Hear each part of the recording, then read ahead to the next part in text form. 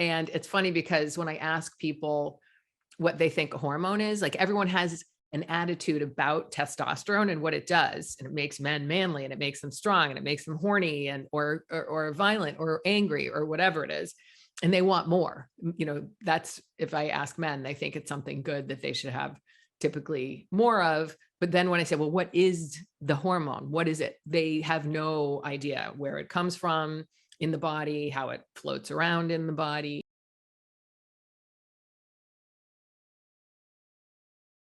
Hi everyone, welcome to Reason with Science. I'm your host Jitendra. This is a conversation with Carole Hooven.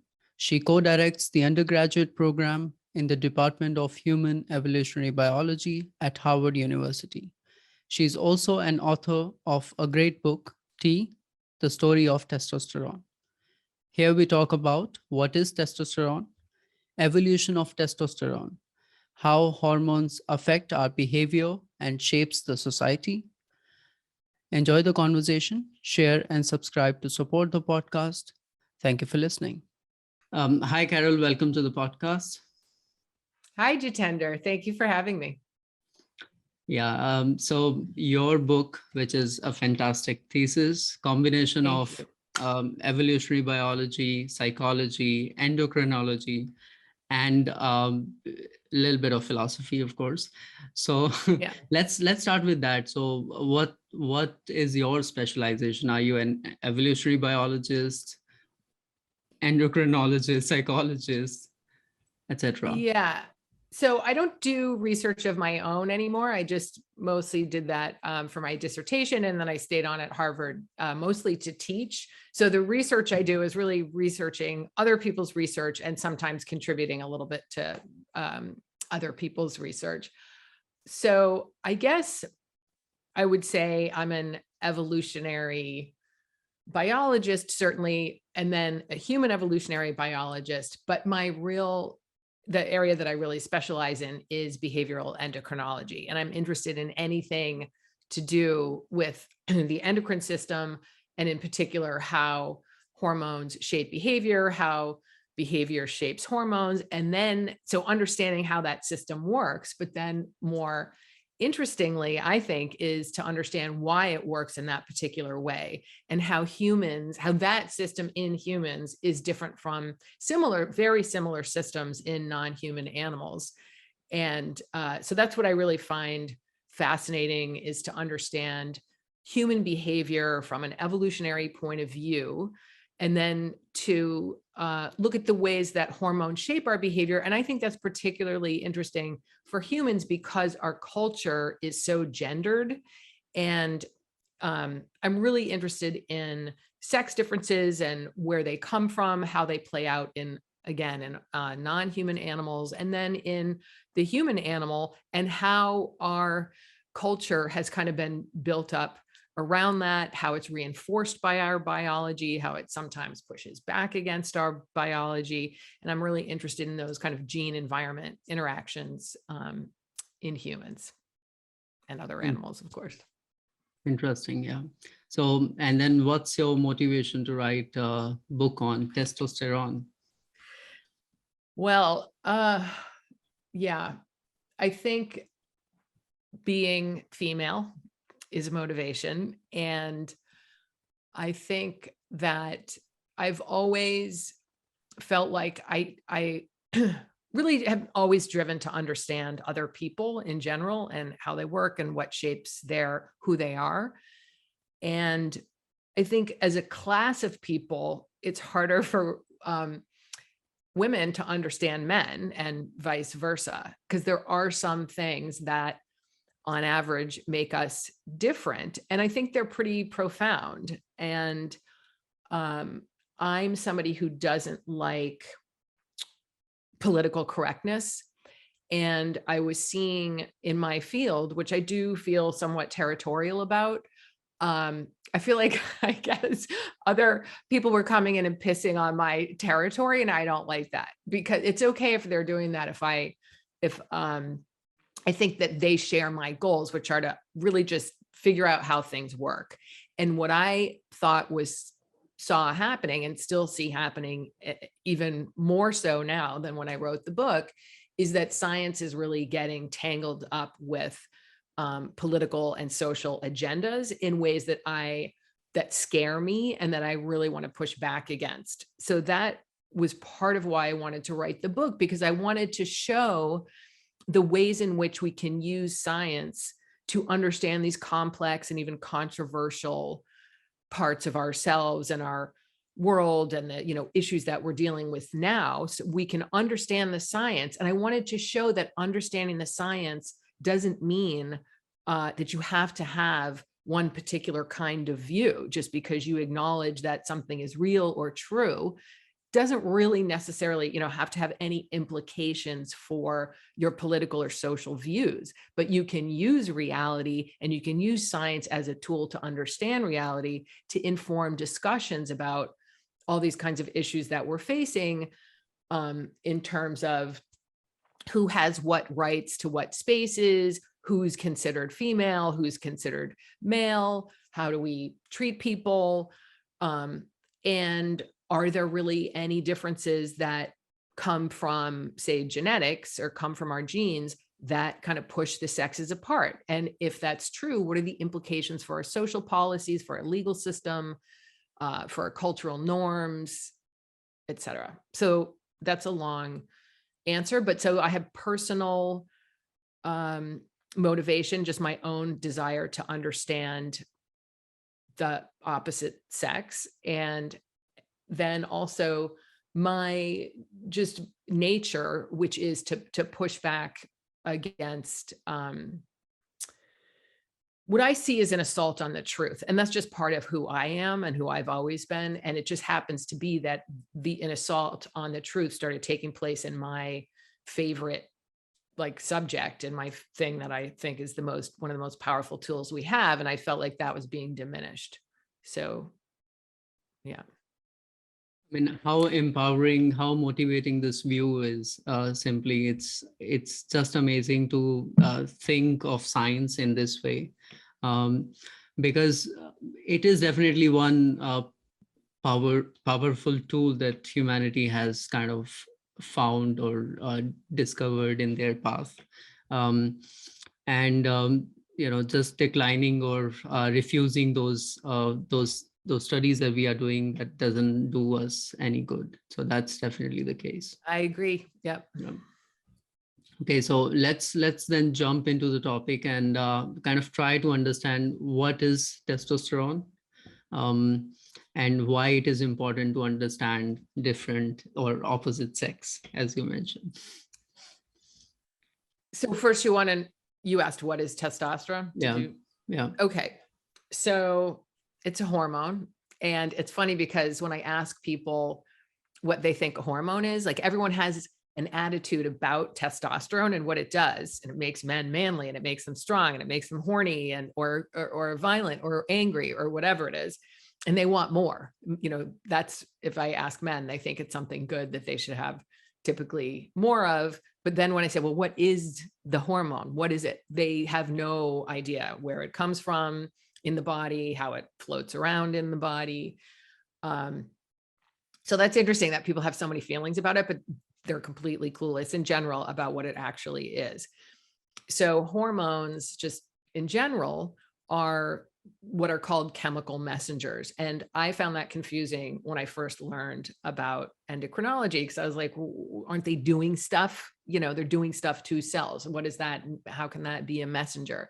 What does it mean to transmit information? But that's really what hormones are sort of the chemicals in our body that can carry information from one part of the body to another, basically to coordinate large scale processes that enable us to survive and reproduce. So they're chemicals, generally proteins or steroids, which are derivatives of cholesterol, and proteins are strings of amino acids. So they have very different forms and different ways of acting in cells. But in general, there are these chemicals that are produced in certain cells, and those cells, endocrine cells, tend to be clustered in our endocrine glands, like the pancreas or the adrenal gland or the testes or the ovaries or the thyroid. So those are, and the brain. So we also have a lot of hormones being produced, actually, steroids in particular, in our brain.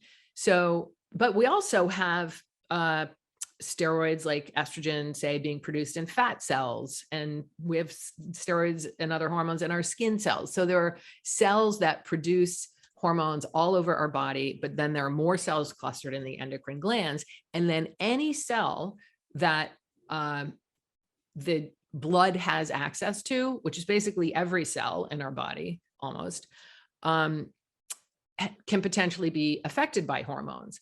And the cells that are, it's not every cell is affected by every hormone. So different cells have receptors for different hormones. And like your testicles are going to have androgen receptors so that they can respond to testosterone, or they're going to have receptors for the hormones that tell the testicles to make more testosterone. And those are protein receptors for luteinizing hormone and follicle stimulating hormone. Okay, so the hormones are generally produced in cells and just sent into the blood. And they go anywhere blood goes, and they interact with these target cells, only the target cells. So all the hormones are floating around in the blood all over the place. It's just that they're only going to affect the cells that have the receptors that interact with this specific hormone. So there are these long distance chemical messengers, and I said to coordinate generally sort of complex systemic processes. They're built for that because they go everywhere, and they're generally have pretty long acting effects, in particular the reproductive hormones like testosterone and estrogen. And I can talk about why that is later, but they'll have some impact on what the target cell is doing. And so like puberty, puberty requires a lot of systemic changes in a lot of different systems over time. And so hormones are sort of perfectly situated to coordinate all these different parts of the body and all these different growth processes. Whereas like neurotransmitters in your nervous system are really just point to point, and have very, very fast actions that extinguish very quickly. So like me moving my hands too much as I usually do, and hearing myself talk and forming the words, that's more moment to moment, second to second, millisecond to millisecond. That's neurotransmitters. That's a different kind of system. But what's cool about hormones is they act in the body outside of the central nervous system, that we call that peripherally, but they also have really important actions within the nervous system. So there's communication constantly between your endocrine system and your nervous system. That is why hormones shape behavior. And I can just give one example of a hormone having an action that I think everyone can relate to, and that's insulin. So if you, like, I just had lunch, and so I probably have high glucose right now in my blood, and it's not good to have your blood sugar high for too long. That's, diabetes if it's that way all the time. And I'll just throw out, since I just said it, if you can't clear that blood out, sometimes it's because if you can't clear that glucose out, it's because your cells are resistant to insulin to some degree. So what insulin normally does is when you have a meal, you have candy or whatever it is, and your blood sugar goes up, your body registers that. So your pancreas, which produces insulin, registers the amount of glucose in the blood. And then it freaks out, because it doesn't freak out. It has a system, but it sort of says, blood sugar's too high. It produces insulin. Insulin goes into general circulation and interacts with all the cells that have insulin receptors. And those cells, particularly say in muscle or fat, insulin will interact with those cells, and it has an effect on the cell, and it causes another little part of the cell to open up a little channel to let glucose into the cell so that that can be used for energy or stored for energy, or whatever the case may be. So there you have a peripheral action. You have something happening in the body that's related to metabolism and energy so that you're sort of achieving some sort of or maintaining homeostasis. But at the same time, insulin gets into your brain. It gets into your central nervous system and signals a part of your brain in the hypothalamus called the arcuate nucleus. And this is like an appetite center. So insulin gets in there and signals to the brain that you have high blood sugar. So how are you supposed to behave when your blood sugar is high? Are you supposed to have a bowl of ice cream and take a nap? So no, that's a bad idea. So for any animal who has energy coming into their system, that's a sign that you have energy to spend. You don't need to go searching for food. That would be a dumb thing to do. I mean, given it depends, circumstances can be more complex, but in general, it's a good time to go look for mates. Or if you're a kid, it might be a good time to play because that's also adaptive. And if it's the opposite, if your insulin is low because you have low blood sugar and you're hungry, that also gets signaled to your brain with this one hormone that is having these effects in your brain and your body. And then you will be motivated to go get food. In fact, you will not be able to stop thinking about getting food. You won't be going to look for mates or having sex or doing something like that. You're going to try to survive. And the point I'm making is that, especially when we're talking about estrogen or testosterone, it's easy to see how these hormones coordinate like sperm production, which is one of the main things testosterone does, with sex drive. You don't want to have a high sex drive if you don't have any sperm. That's why like 6-year-olds aren't going around, hopefully, looking for mates. And it also builds muscle because male-male competition facilitates finding mates and increases the likelihood that you will successfully reproduce. So those are reproductive hormones, estrogen and testosterone. They're not about being dominant, that might be part of it, but they're about reproducing rather than surviving. And insulin is a hormone that's really about survival and managing energy, but it has these same kinds of effects that coordinate what's going on in your body, like regulating blood sugar with appetite regulation. And that's for survival. And then the steroid hormones like estrogen and progesterone are coordinating reproductive function and the availability of gametes, which are sperm and eggs, with the secondary sex characteristics like breasts or muscles, with the behaviors that enable, a predisposition for certain behaviors that enable animals to make use out of those traits. So that's a super long answer, but that's what hormones are. That's what testosterone is, and also estrogen. And how can you not be interested in that? The reason I'm interested in this is because it's just, come on. I mean, that is fascinating, because if you change your hormones, like I've been talking to a lot of transgender people who go from having estrogen to having testosterone, and they're all telling me they have a whole new appreciation for the opposite sex. They did not get it before. And now that they are taking male levels of testosterone, they have a whole new outlook on masculinity and what it might be like to be a guy in the world. So I'm interested in those hormones, partly because they explain who we are, and partly just because this is just such a cool area of science, because it integrates this incredible system that we've evolved that is so intricate and powerful. And that we're these animals and we just think we're these sophisticated beings, which we are, but we're also animals who have a system that's so much like, the great apes, even rodents, even lizards. There's so many parallels, and it's just a very helpful way to understand these basic questions about who we are and why we are the way we are. And that's what I'm interested in. So yeah, that's a great introduction. I mean, I think we can call it endocrinology 101. People who are interested, they can just get this introduction and kind of dive into the topic and kind of understand a bit more about it. So the other thing about testosterone is that simply that it is higher in males than females, than insulin, for example, which would kind of, insulin will most likely will average out in the population, but it doesn't happen with testosterone, right?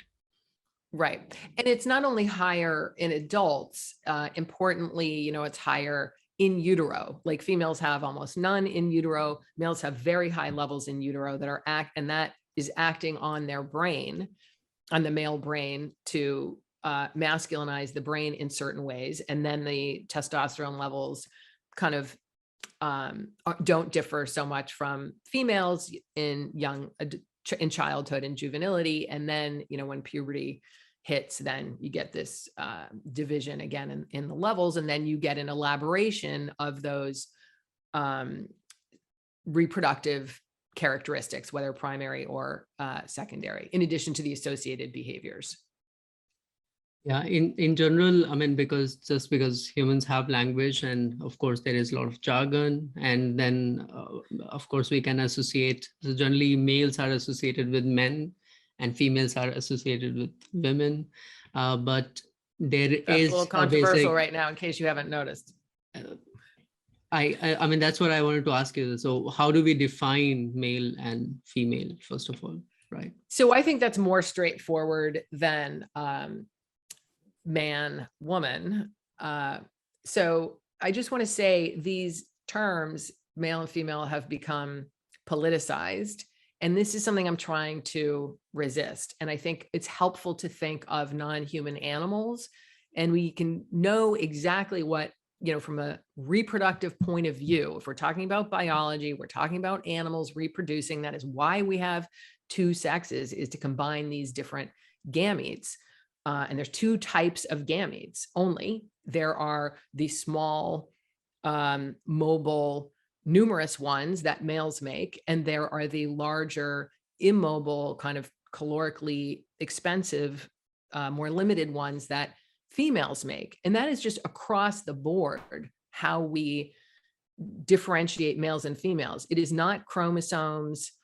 It's not secondary sex characteristics like breasts, or facial hair, or deep voice, or even hormone levels. Those are, in humans and non-human animals, characteristics that are associated with sex, and sometimes very strongly associated with sex, but they do not define sex. They're aspects of sex. And I think there's a confusion about the two reproductive categories that we have, and the spectrum of masculine and feminine physical and behavioral traits that are associated with those, with each sex.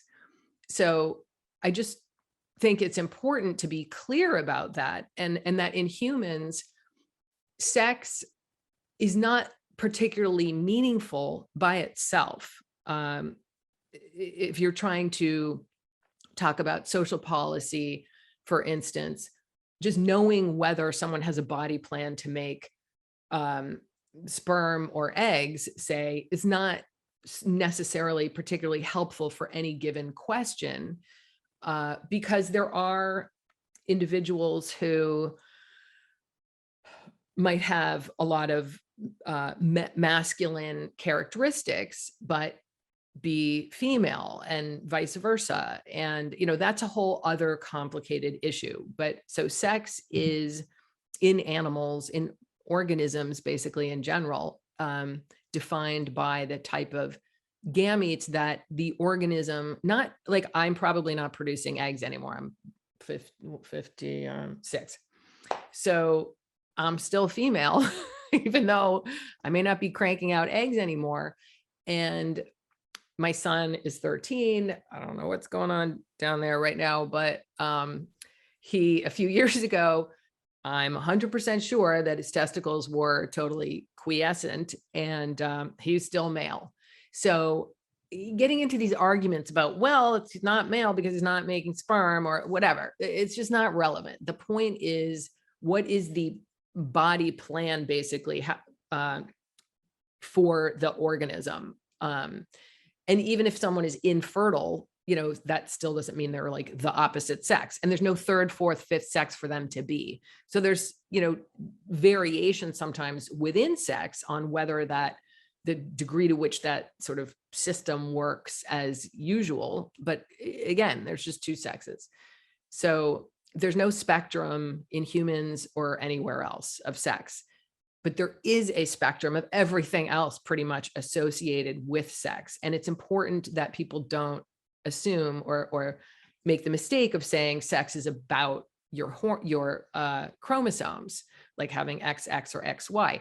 That's a very important piece of it, but you can have XY and essentially be female. You can have XX and essentially be male. It's all about whether you were going down the testicle road early in development or the ovarian road. And you can go down the testicle road with XX sex chromosomes if the sex determining region of the Y chromosome, which is the gene that produces the protein that leads the differentiation of the undifferentiated gonads into ovaries or testes, if that little piece of the Y chromosome gets translocated to the X during meiosis, then you're going to have a male with XX sex chromosomes.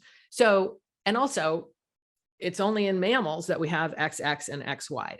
There's a lot of other systems. Birds have a totally different systems where females are the heterogomatic sex. You have temperature dependent sex determination. You have sequential hermaphrodites. You have simultaneous hermaphrodites, but you still always have male and female, and you still always have those sexes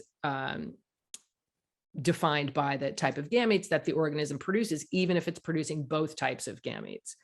That's still two sexes, because generally they're only using one type at a time. In the case of like flatworms that penis fence, I don't know if you know about that, but that's a whole other story. So Yeah, no, that's why I wanted to kind of know your explanation about it, because once we really go down into these issues and we realize that how similar those processes are, which are kind of developing these variations that we see around. And of course, being humans, looking at those smaller variations, we can make them huge, and those can serve as a platform of discrimination or different biases, right?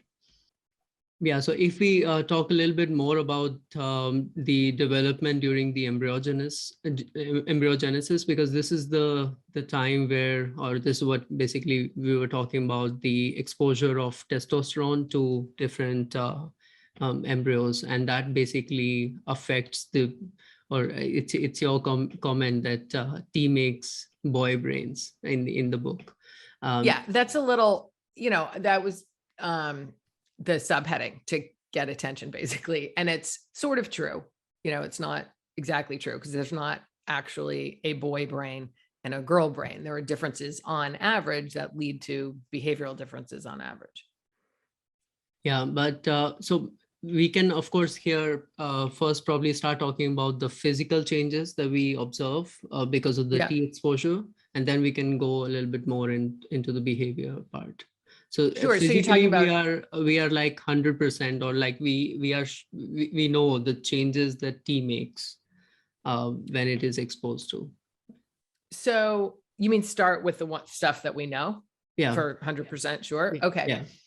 So yeah, I was talking about, I don't know how far back you want me to go, but if you're starting around 6-7 weeks, that's when you're, the presence of testosterone is what causes the divergence of the sexes in terms of development of the primary reproductive structures. And that's the internal structures and the external structures, like the vas deferens, say, in men, and fallopian tubes, in males, and fallopian tubes in females. Those, are part of the internal structures, and the external structures is the stuff that you can see, like vagina, clitoris, labia, and scrotum, penis.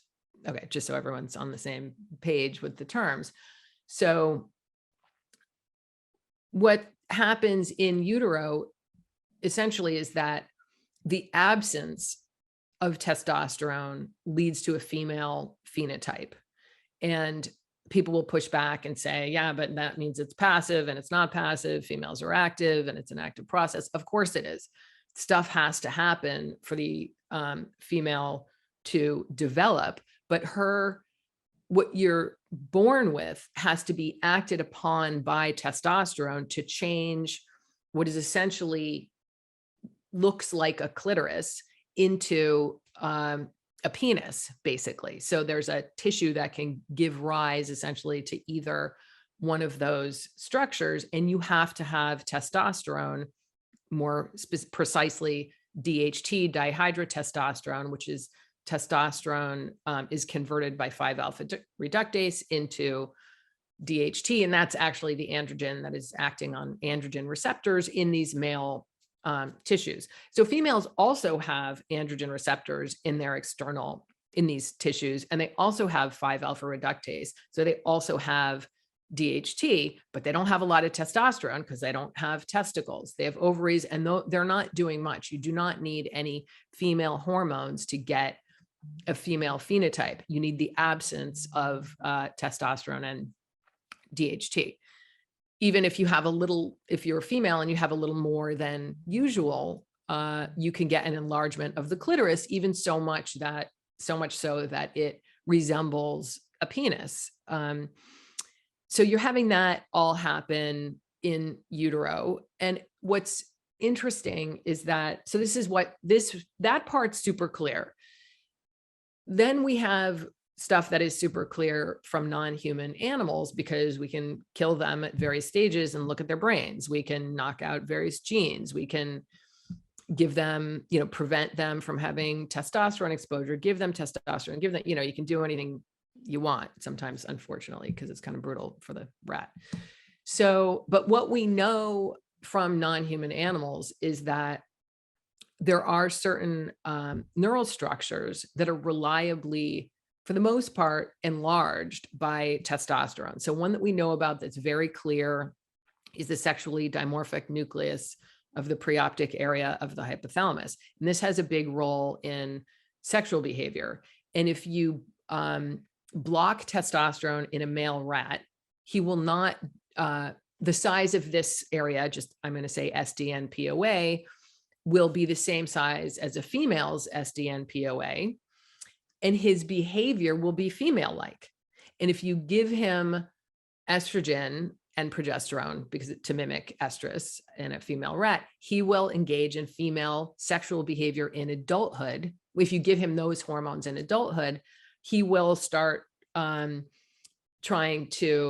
he will get into a lordosis pose, which is the female mating pose, like when appropriately stimulated. So the point is that we know that, and if you give a female rat, the opposite thing happens. You will get a more aggressive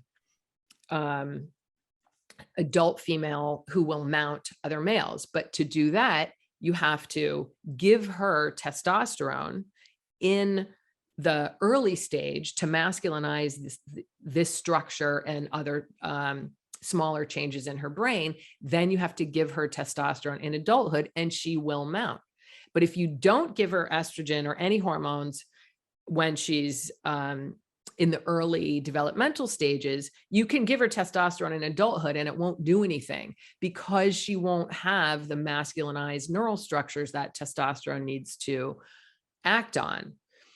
Okay, so we know from many different animals that the sex differences that we see in many species in adult, say, sexual behavior, even in juvenile behavior before puberty, many male animals, especially in mammals, say, will have more active kind of rough and tumble play. And there seems to be like a jockeying, it seems like a practice for dominance competition, but it's fun and it's not threatening. And that's what juveniles do, including humans, is play, because that's practice for what we need to do as adults to survive and reproduce. And what we see is that even in humans, if females are exposed to unusually high levels of testosterone in utero, they play more like little boys. And then even as adults, they have more male typical interests and behaviors, and they're more likely to be lesbians. So there's some evidence from humans where we see that fits perfectly with what we see in non-humans that suggests that just even starting with kids, the sex differences that we see in children all over the world and throughout time. Like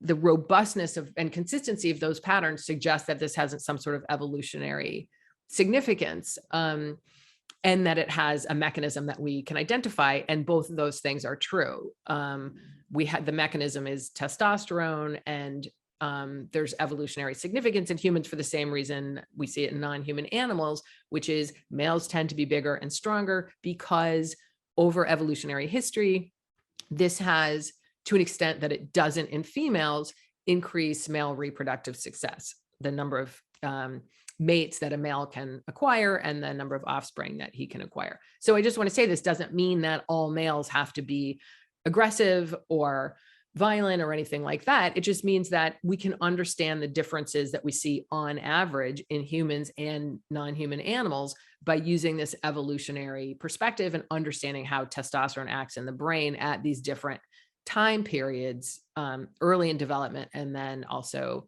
in puberty and adulthood. And we also, males are bigger and stronger on average. And so the testosterone sort of works with the bigger, stronger sperm producing animal in the brain to promote certain behaviors. Yeah, and this example that you basically also explained in the book, the red deers that they once they are exposed, and how their behavior changes in terms of mate selection or in aggression and fighting. Yeah. Or this is, I think, maybe if you can describe that as well. Yeah. So what's really interesting about red deer is that they're a seasonal breeder. So like with humans, we have puberty, and then we just, at least in males, you guys just have permanently high testosterone. You're not going through cycles like we are, like women are. It's just always relatively high after puberty. So you don't get to see so clearly right in front of your eyes the effects of testosterone on your body and your behavior unless you stop it or you change it, like we do in transgender people. Now we can actually see what testosterone does clearly, but seeing it in the wild in a polygynous, highly polygynous species like red deer is awesome. So I went to see them in this Isle of Rum in Scotland, which is phenomenal, and everyone should go there. It's just beautiful. And Scottish Highlands are beautiful. And if you're interested in sexual selection, this was for me was an amazing opportunity because I went during the rut, and the rut is like the mating season. And what's cool about red deer is that out of the mating season, males don't have antlers that are big and sharp. They don't make sperm. They lose some of their muscle mass. They lose some of the hair around their neck that makes their neck look really big because they fight with their heads and antlers. So it's like intimidating to have a big neck. And they're not libidinous, right? So they hang out with other males and it's all relatively peaceful. And the females are having their kids and raising their kids generally. And they have like low levels of aggression, but it's generally they're concerned with their raising their kids, their calves. So in mating season, testosterone is at its peak. The antlers are huge, and the antlers are lost when testosterone goes down. They basically fall off their heads. So they grow weapons, and they lose the soft covering on their, the velvet covering on their antlers when testosterone is really high. So they become sharp just as the females come into estrus and are able to get pregnant. So they start making sperm, they grow weapons on their head, and they're aggressive and horny. And you cannot have two males together. They're not friends anymore. Any other male is a competitor. And I got to see the most successful male that has ever been on this island. It was just a coincidence, Wisdom 11. And I wrote about him in the book. Probably gonna cry. I always get emotional when I talk about this because it was so awesome to see him, this huge, beautiful stag he had 21 females around him. And I was on this like ledge in the mountains and I could just look down on all this action and see for a few days what was going on every day, which was sex and aggression.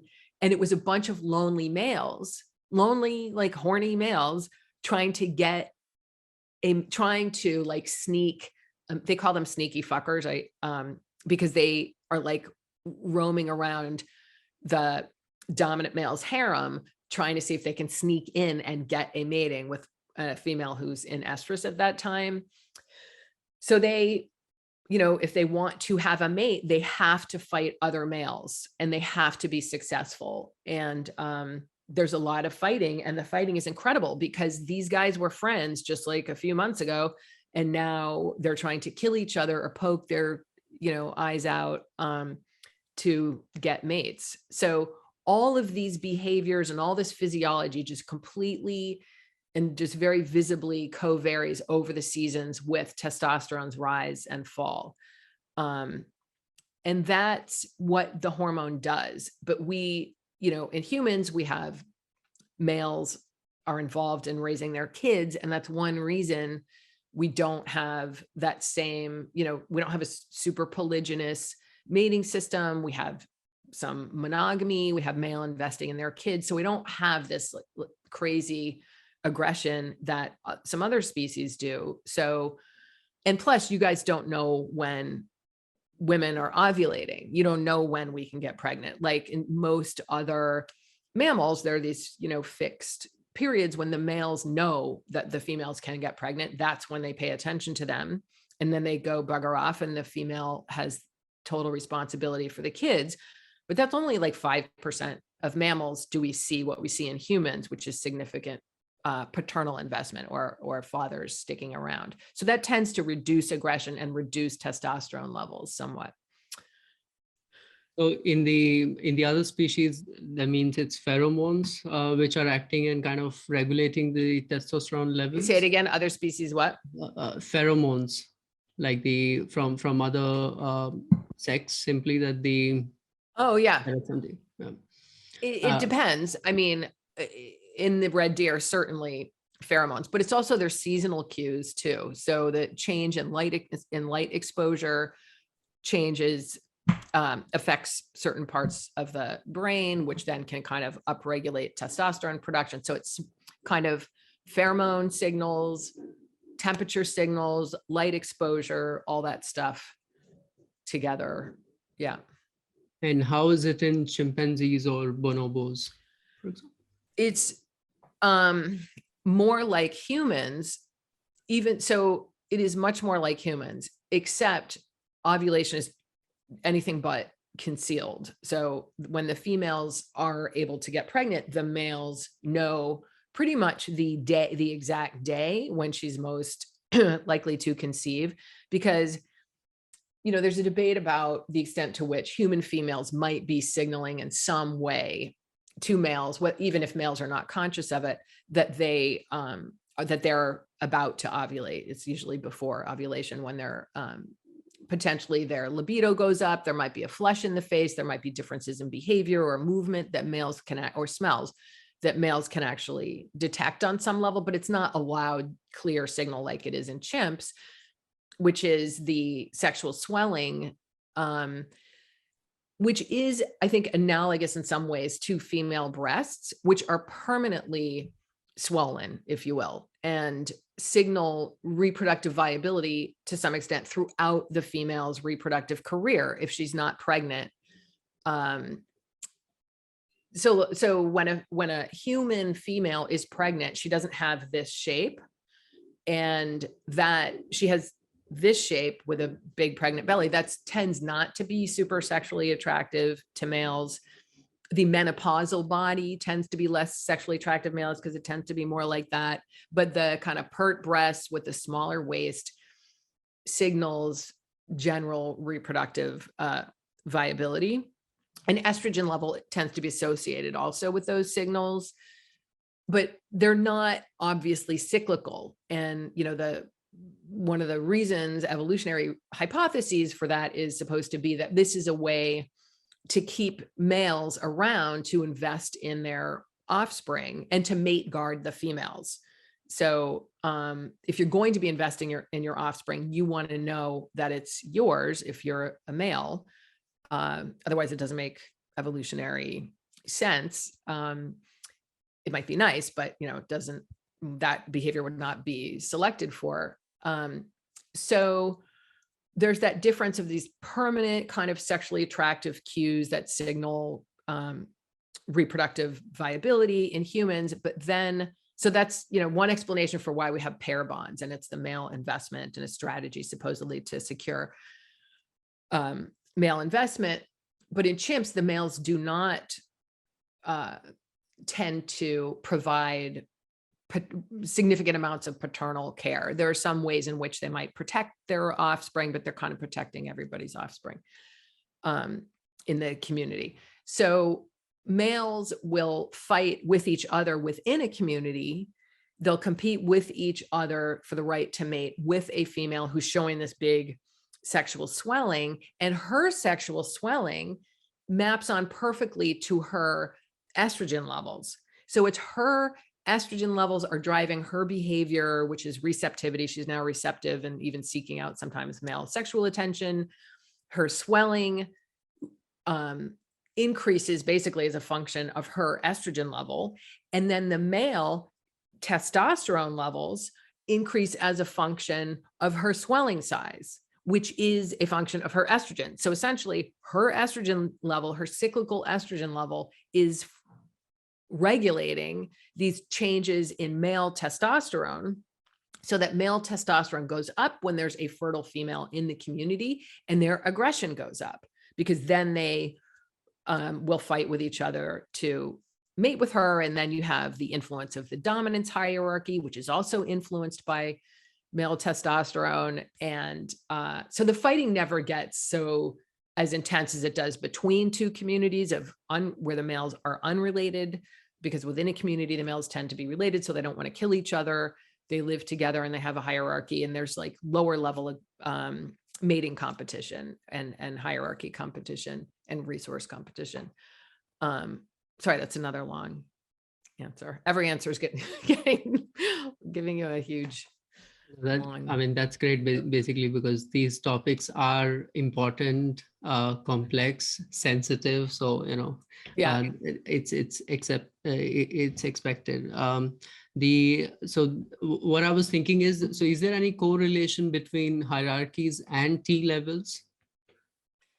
Not in humans for the most part, but there is in chimps. It's not perfect, but it tends to be the case that the dominant male will have higher testosterone and greater mating and paternity success.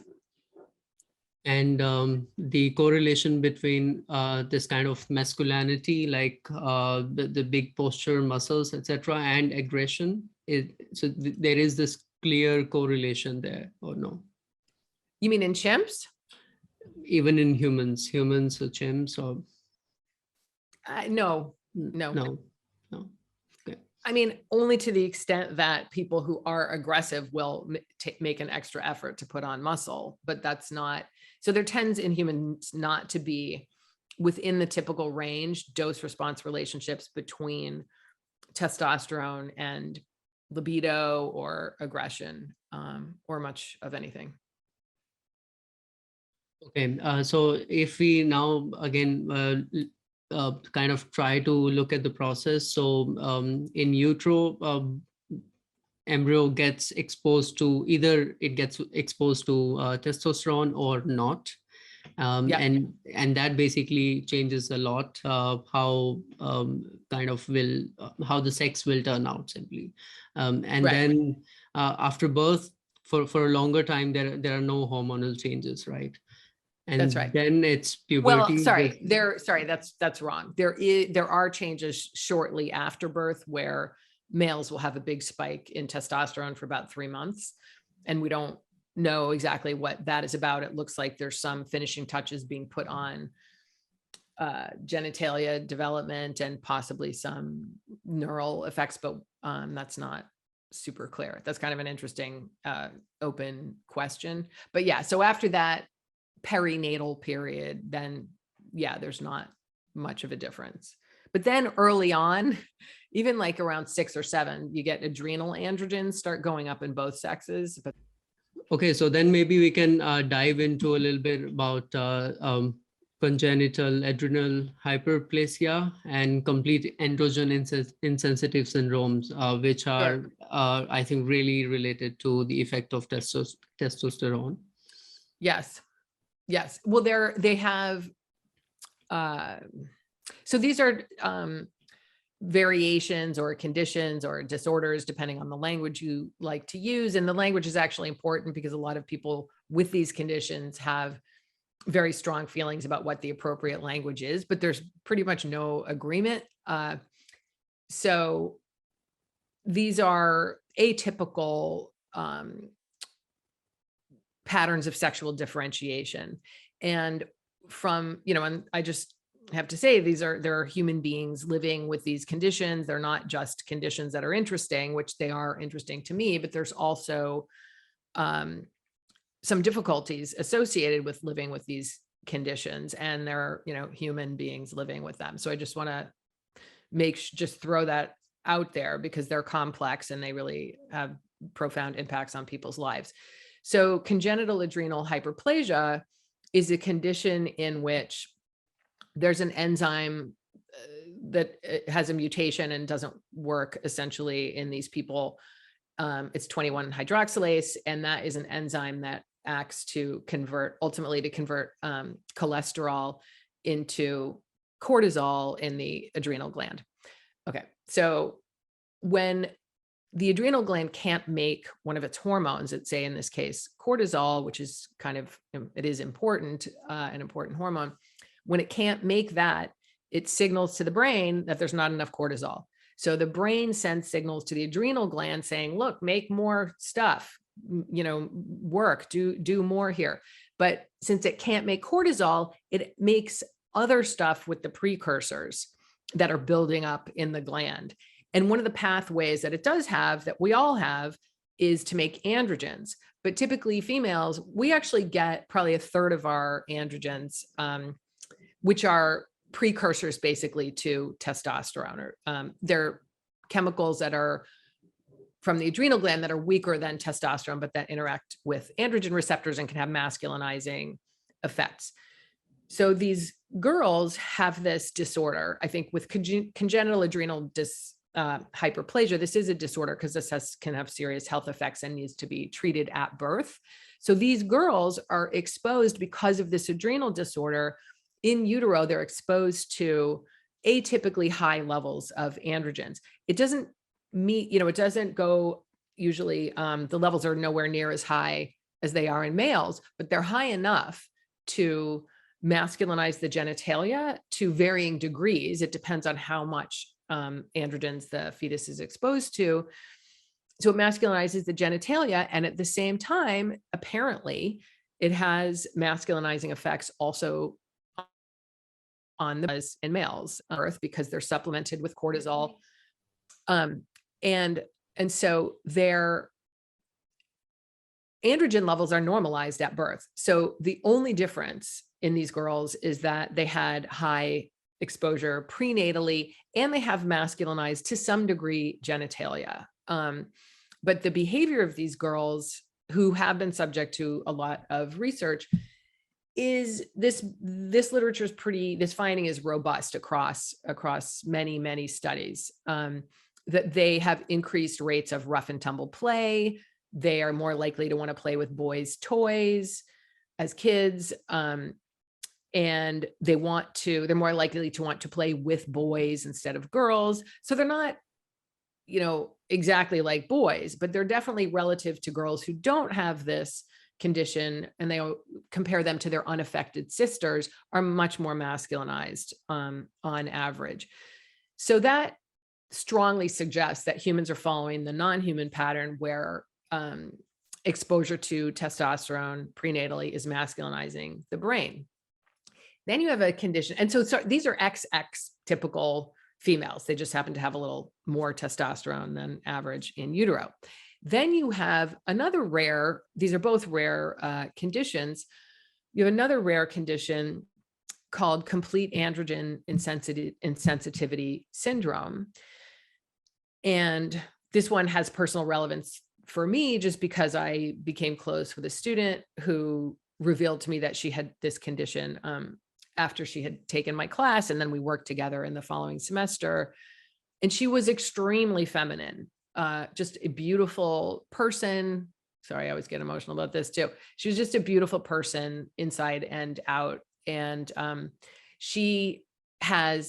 so what she told me after the class had ended was that she had XY chromosomes and internal testes that made testosterone.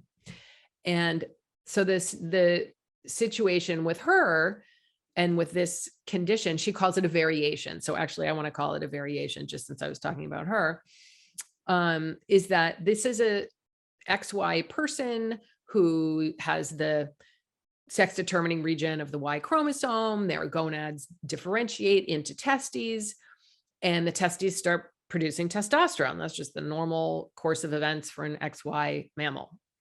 But in the case of complete androgen insensitivity syndrome, that testosterone is really not doing anything because there's a mutation in the androgen receptor gene, which happens to be on the X chromosome. So it's a disabling, in this case, it's a disabling mutation. You can also have partial androgen insensitivity syndrome where the receptor retains some degree of responsiveness to androgens. But in this case, there's no response to androgens. And when you don't have testosterone or DHT in utero, you get completely female genitalia on the outside. You have some differences on the internal, but the external is just 100% female appearing or female, depending on how you think about it. And the androgens cannot act in the brain because there's no androgen receptors in the brain. So they're just typically feminine girls who are raised as girls. If they've had no genetic testing, they are raised as girls, and they only discover that just imagine being a typical girl and then not getting your period and finding out that you have testes inside of you that never descend, because in order for the testes to descend, you need testosterone. And the testes obviously can't produce sperm because there's no testosterone and they're not connected to the right stuff. But they're producing high levels of testosterone. And these girls start to go through a normal feminizing puberty. And that is because all estrogen comes from testosterone. So androgens are the precursors to estrogens. So these girls can convert their testosterone into estrogen. They get, wide hips and breasts, and they have soft skin and like no body hair really, or very little body hair. They just have sort of peach fuzz, and they don't get acne, and they're just very feminine. And there's maybe one case in the literature of a person with CAIS taking on a male gender identity, but even that one case is not super clear. So when you take that, like zero exposure to androgens in an XY person with testes being very feminized, and then you take overexposure or atypically high levels of atypically high androgen exposure in a XX person with ovaries, you have masculinization, and you have feminization in the XY person with testes who had no testosterone. So this all fits perfectly with these hypotheses, about what testosterone is doing in utero. And that is incredibly important. And then, you have again, divergence at puberty that's just going to elaborate those differences that already exist. Yeah, and to understand the after birth, the after effects of testosterone after the birth, we can talk a little bit about transgender people that they are going through the sex change therapies, right? Yeah. So physically, well, there's two things that happen. in people who are transgender who decide to use hormone replacement therapy. So there are transgender people who do not use any kind of hormones or get surgery. There's different ways of taking on the gender of the opposite sex, or somewhere in between, which people are doing more often now. So if a female wants to transition with hormones to living as a man, then she would just take testosterone. You don't have to shut down estrogen. The high testosterone does that by itself.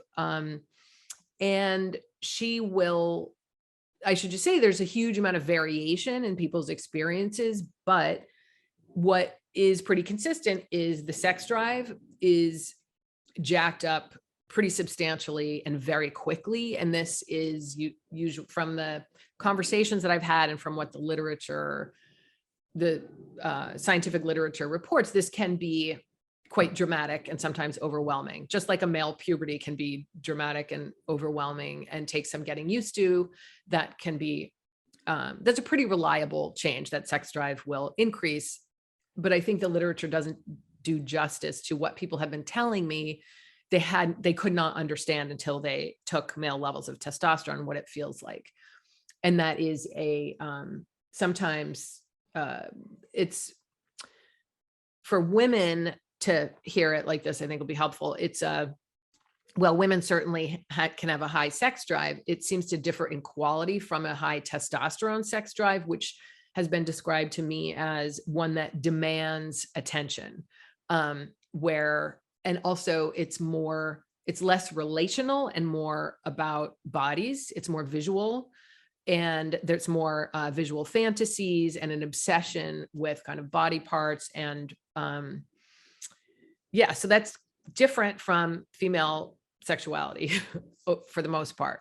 So that's one of the big ones. Aggression seems not to be affected. And I think that's probably because most people aren't physically aggressive to start with, and we have a small sample. So I don't think you're going to see that change. And I think if you weren't aggressive really to start with, there are anecdotal reports of that.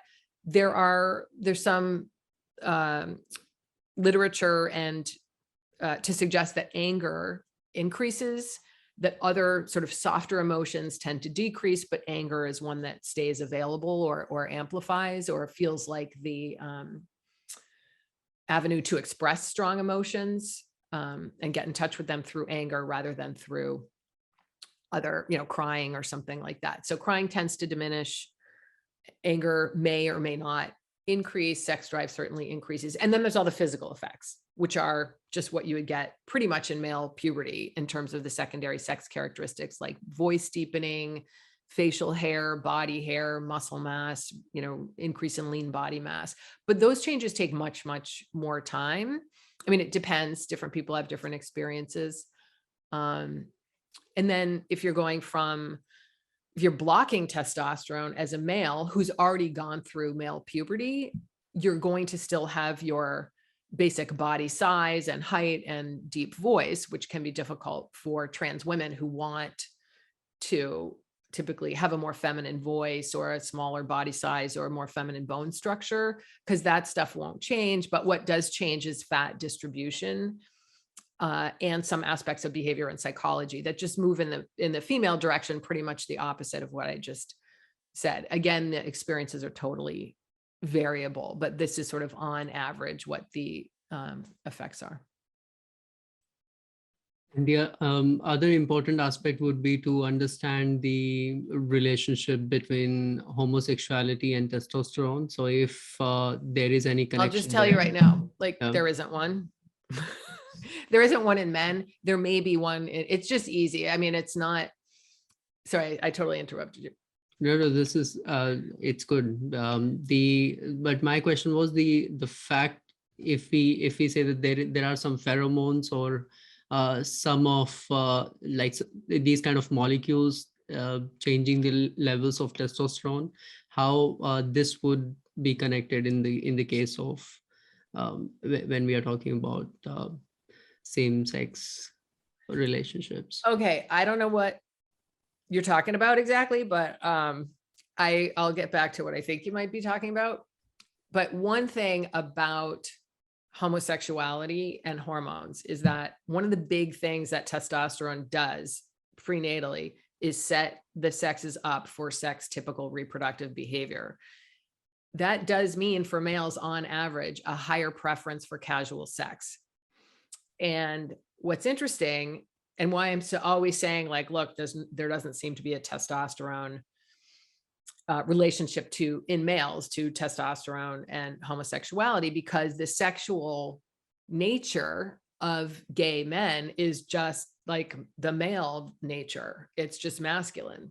It's just wanting in general, having like a lower threshold for say than females. So that's what we see in the gay community. And then in lesbians, we see the opposite. We see kind of what females would want if they were with someone who wanted the same thing, which is lower number of sexual partners, the overall. That what's interesting is that doesn't mean that the relationships are less intimate or loving. It just is that there's this sex typical preference for casual sex, which is one of the things that testosterone does. There's other aspects of behavior that might be more female typical in gay men and more male typical in lesbians, but there's no evidence in gay men that that's related at all to testosterone at any stage. So that who knows what's going on there, but there is some evidence that, sorry. And I should just say, it could be that once you're over the male threshold of testosterone prenatally, it just doesn't seem to have a huge effect. But females, if you have in adulthood and prenatally, more than the typical female level, if you get over the female typical level, you're still not entering the bottom range of the male level. It seems that the brain and the body is just very sensitive to that and very responsive to that. So that I think that's why we see differences in female sexual effects on sexual orientation and play behavior and sort of masculine behavior. But there's definitely no effect of adult hormone levels. So a lot of the interesting stuff that has to do with sex hormones or reproductive hormones happens in utero. And people don't, I think, really appreciate how important that is. Yeah, although this also shows a kind of deterministic way or view of testosterone. So where I was going at is the fact, the one thing that you also mentioned in the book is that these levels can change depending upon the environment, right? Like, yes, if a female is around you, a male is around you, you have kids, etc., etc. How that is connected, if we can just talk a little bit about that. Well, of course, I have to address the deterministic comment. So I don't agree because, I mean, I guess I agree to the extent if by deterministic, you mean that stuff that happens to you in utero shapes, not you individually, but on average, that exposure can help to explain patterns of behavior. It can't explain any individual. So that's one thing. But then the other point is that no matter what you're biased to develop into, say, which might be more masculine or more feminine, there's nothing is determined, because the environment is so important in shaping behavior. So you can have, the exact same genes, the same hormone exposure. You can have one individual grow up in Singapore and one individual grow up in South Africa. You can have very different adult behaviors. You may not have a huge difference in inclinations, as much as like expressed behaviors, but in terms of, if you're talking about deterministic, meaning that this level of hormone exposure means that an individual will have this level of, desire for casual sex or actual casual sex or aggressive inclinations or actually like beating people up, that's the expressed behaviors. I think there's a huge amount of variation, even in terms of inclination, depending on the environment, rich or poor, hot, cold, religious, non-religious, like that all, or like severe legal repercussions of misbehavior, all that stuff has a big impact. Yeah. Is there any evidence, for example, I don't know, like doing meditation keeps your testosterone at some level, means like doing these kind of activities, which can kind of keep your testosterone level kind of constant and also maintain your aggression and this kind of thing? Well, so I think, testosterone level really does not impact aggression. I know that's confusing. It is lifetime exposure to testosterone, meaning prenatally and in puberty and in adulthood, is that lifetime exposure that's going to predispose an organism or an animal or mammal to be more apt to respond with aggression to threat, say. So you can take the same threat, expose a male and a female to it, the male will be more likely to use physical aggression, especially if it's going to increase the chance that he can mate. But that is, on average. But then if you budge around the testosterone level in adulthood within the normal range, it tends not to have the effect you might think, unless that testosterone is budged around by, say, increased health means more testosterone, increased calories and health means more testosterone, then the aggression might be expressed because the animal is energetically able to do so. But in humans within the normal range, we don't have evidence for a dose-response relationship within men. Again, in females, you might have something if you even go a little bit out of the female range, or even maybe on the high end of female, but that's not super clear. As far as the meditating, what that would do is not necessarily affect your testosterone levels, because they can be high, they can be low. You can be the most peaceful guy in the world with high testosterone. It depends on your environment. So if you're in an environment where being a cool, relaxed guy gets you points, gets you social points, gets you mates, gets you to the top of your dominance hierarchy, that is what you will do with your testosterone. Like that will motivate you to be the best meditator. I know it's not supposed to be a competitive sport, but the best meditator you can be. And you might be driven to achieve that goal.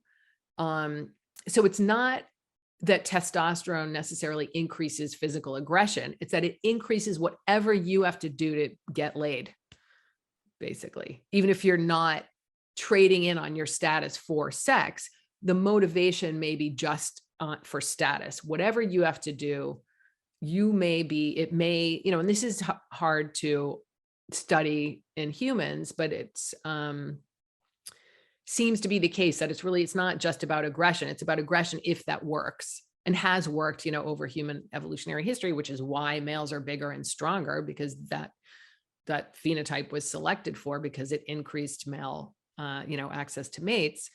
But in various environments today, that's not going to work. And so you can have all kinds of different strategies. And I should just say also, one of the most effective reproductive strategies for a male is being a good guy and a good dad. Because if you get a female's entire reproductive career, you can do really, really well. And you might do better than being out on the open market competing for mates, where you might get one of them while she's, or before ovulation, if you beat out everybody else. And but then the kid might not survive as well because there's no one investing and no one supporting the mom. And, so it's not that this aggressive competition is the best strategy necessarily for males. It depends on who you are, what your qualities are. It may be that you use your high testosterone to find a good mate and you stay with that mate and you're like an awesome guy and husband. And so obviously men have very different personalities and strategies, and but they all have much higher testosterone than we do. Yeah, and what's your message to humanity or society about handling these kind of, first of all, this information, these kind of studies, but Yeah. also to learn, to understand, to empathize, to kind of channelize this information energy that we are kind of receiving from these studies. This is a very difficult issue right now, and I'm so invested in it, and I feel like I'm right in the middle of it, and it's very personal. Yeah, there's so many issues involved, and there's like academic freedom, there's free speech, and there's the integrity of science and the scientific method, and what is true and what is not true. And I do feel like people are getting the idea that there are facts and truth in the first place is now doesn't seem like a solid idea, which is too bad. So I guess, I mean, I forget exactly how you phrased the question, but I feel like what is most important is, obviously compassion. And I think compassion follows understanding. So it's putting yourself in someone else's shoes and not judging, because I do think people, when they're happier and they feel understood and accepted, behave better. That's one thing. And yeah, I think for women, it's important to give men space to articulate whatever challenges they're going through that we might not understand. And so that there can be support, especially for young men, and learning how to become good men or better men. And the same thing from the other side, for women to understand and men to understand that women are processing things differently and might have different expectations and different experiences in the world, and not to be judgy. And so I guess there's that. And then, but to do that, we need facts and we need science. And I just don't see how it can be denied that knowing more about the truth and reality and how things work, that is always going to be beneficial in terms of understanding what we can do to advance the goals of like equity and justice and safety and health and human thriving. So yeah, the most important thing to me is let people do good science. Don't try to make your case, your social case, by warping the scientific method or not publishing articles because they're counter to some social agenda that's happening. And that's very distressing thing about that. But if people start speaking out, I think it'll make a difference. Sorry. And I just want to say one more thing, which is there is right now people who have beliefs or opinions or are generating scientific research that runs counter to some kind of approved agendas. People are being personally attacked and like run out of their fields or their institutions. They're losing jobs and reputations. And this is the worst. Like this, I just want to urge anybody who's in a position to support your colleagues or friends or whoever who are, if they're being attacked for their reasonable beliefs or research or anything, I just think everyone who can has a responsibility to speak out and support people. If you disagree with them, even if you disagree with them, that's not the point. It's not that you have to agree with what someone is saying or the work that they're doing, but they should have the right to get their work out there, because that's how we're going to figure out what is true and what we should do with the information that we have, is with competing ideas that people can discuss and debate with openness and respect. Thank you. Yeah, the discussion definitely is the crucial thing for humanity. And of course, the more we discuss, more we can understand. I remember that one incident that you mentioned in the book, that once you got to know about your father's pancreas cancer, I think it was. Right. And the fact that, I mean, of course it was a fact, but the way you dealt it and the way you expressed it, that's just an example that we can't deny always the hard facts. Yeah. Sometimes we just need to deal with it in a better way. No, I think that's a great example, because if I denied, like, suppose my husband actually also had pancreatic cancer. He's alive, and it was turned out to be a little different kind of pancreatic cancer, so he's alive. And I did all the research for him. I looked into everything. I became a huge expert, and I actually accurately diagnosed him. Well, and the surgeon at MGH they misdiagnosed him. Anyway, but the point is that if I had denied that he had pancreatic cancer, because it was so awful for me, because my dad died of it and I didn't want my husband to have it, I could have just said, no, this data is wrong. You're the guy who did your biopsy. He did happen to be wrong, but so that complicates the story. But I could have, just denied the whole thing, or said, this doesn't make sense, or the science behind this doesn't make sense. And so it's not true. Then, the worst thing could happen. So if you face your unpleasant reality and learn as much as you can about it, that gives you all the tools at your disposal to address the problem. And I think that makes sense, like from a medical point of view. You can imagine that, like, what you absolutely don't want to be the case might be the case. That could be true about, what if testosterone did cause men to be super aggressive? That is not how it works. But if that is true, or it caused them to be rapists or whatever, I want to know, and I want to know exactly how it works, because that's important. And I want to try to do what I can to address it. So I think that's a great closing story that you brought up. Indeed. Yeah. And so what I can say is that thank you so much for bearing the torch. Thank you so much for kind of starting that initiative to highlight the facts in and out science. And thank you for doing this. Well, everything is for science, so that's the best part. So thank you so much for accepting the invitation. Thank you for having me. Yes, it was a great pleasure. Yeah, Thank you.